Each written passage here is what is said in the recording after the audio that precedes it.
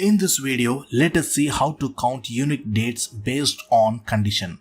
Here in this example, we have some due dates by person wise. And let's try to extract the unique count of dates for the name Durga in cell F5. So in cell F5, type the formula as equals to sum, open the parenthesis, if, open the parenthesis, frequency, parenthesis, if, again open the parenthesis, select the range as B5 to B12 equal to F4, comma, select the range C5 to C12, close the parenthesis, comma, select the range as C5 to C12, close the parenthesis, comma 1, close the parenthesis, and again close the parenthesis for the sum function.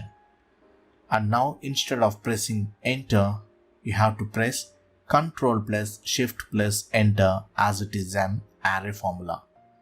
And you will see the result as 2, which is right. You can check manually. We have 3 entries for name Durga, but the unique dates are only 2.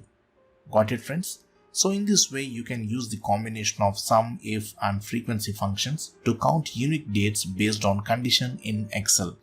If you like this video, make sure to subscribe to my YouTube channel right now. Just click on the subscribe button below this video. Thank you friends, thanks for watching.